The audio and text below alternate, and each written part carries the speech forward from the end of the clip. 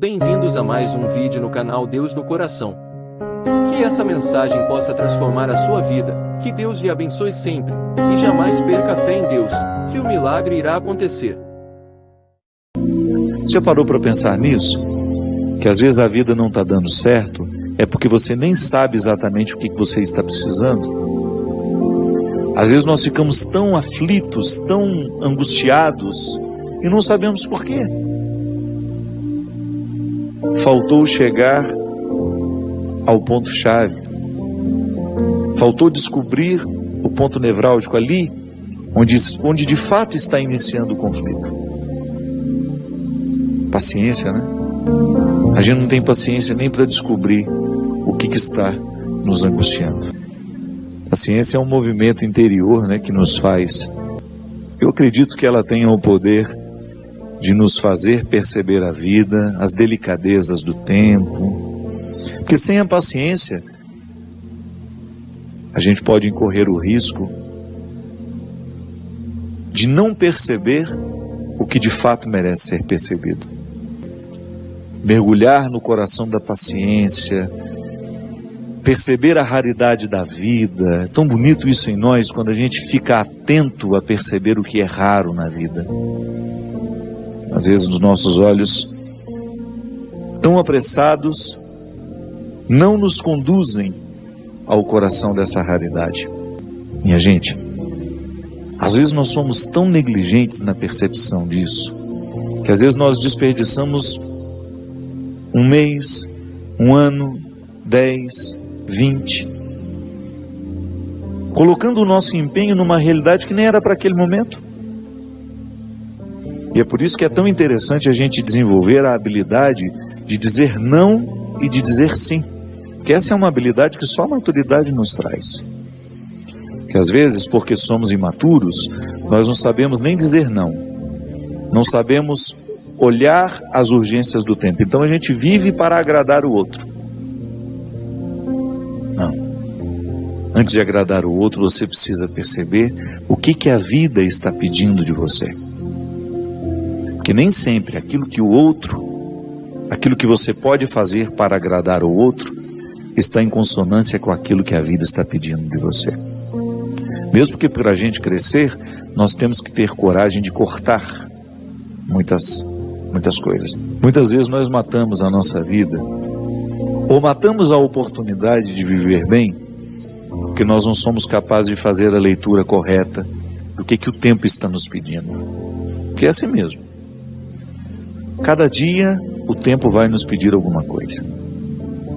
E é esse olhar atento que vai dando a gente essa condição, essa clareza de perceber o que de fato hoje grita pelo meu nome.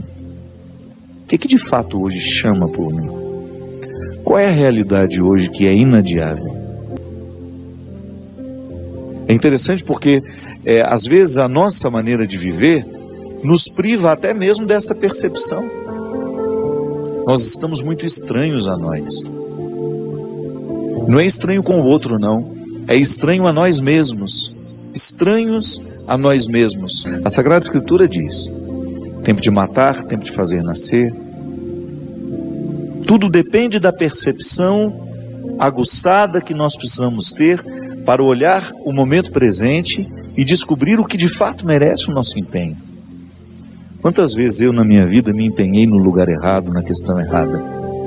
E depois não tem como ser feliz. Não tem como eu descobrir um contentamento sabendo que o meu empenho não foi onde deveria ter me empenhado. Não há possibilidade de eu me sentir realizado, de sentir-me bem com as minhas escolhas. Porque o que vai fazer com que eu me sinta bem é olhar para o contexto das minhas escolhas e ficar confortável com aquilo que foi escolhido. Há momentos que a própria vida te mostra a necessidade de chorar, de julgar para fora os seus excessos, de não ter medo da tristeza, de permitir que essa tristeza cave dentro de nós as suas riquezas e que nos ajude a encontrar a pedra preciosa que só o sofrimento poderia nos levar a conhecer. Depois vem o riso. O riso não nasce por acaso. O sorriso é o resultado da lágrima bem chorada. O sorriso é o resultado final de um processo de luta que nós estabelecemos, de observar dia a dia qual é o empenho que aquele dia me pede, o que hoje eu preciso fazer para ter o direito do sorriso amanhã. E é bom, você sabe por quê? Porque à medida que nós estamos passando o perrengue, sabendo que ele será construtivo, já nascem pequenos sorrisos ao longo desse processo. Quando a gente fala de um sorriso final, é apenas a metáfora de um processo bem feito, bem vivido, né? Que às vezes nós ficamos sem alma. O corpo precisa de alma. Sim, eu preciso de sustento para a minha vida. Eu preciso de significar a minha matéria. Eu preciso colocar alma em tudo aquilo que sou eu, até na casa onde eu moro. Eu sempre saio de casa, e agora eu fiquei 17 dias fora de casa, e a vida tem me ensinado que a casa não é um aglomerado de paredes. A casa é um sentimento que me ocorre. Não é só uma construção material, não.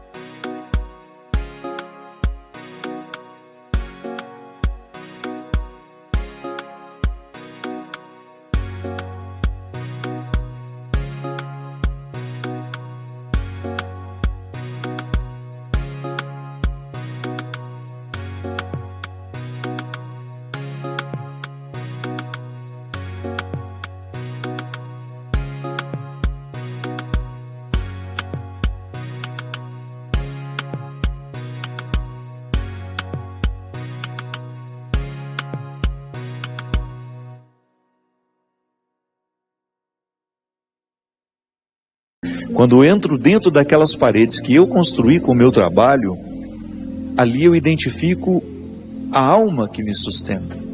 É um sentimento que me ocorre. Existem coisas que são mais que coisas, são coisas que nos fazem lembrar. Isso é, virar um sacramental. Da mesma maneira como eu trago uma lembrancinha da viagem, aquilo é para mim apenas um sacramental de alguma coisa que foi boa, que foi vivida, que foi experimentada, que me fez bem. Isso é alma. É quando a matéria está plena de significados. É quando a gente começa a atribuir um significado que ultrapassa as paredes, os móveis, o telhado ou a laje, o jardim, o portão de entrada. É um sentimento que nos ocorre. E é interessante que a qualidade da nossa vida depende, está intimamente ligada à nossa capacidade de depositar alma nas coisas.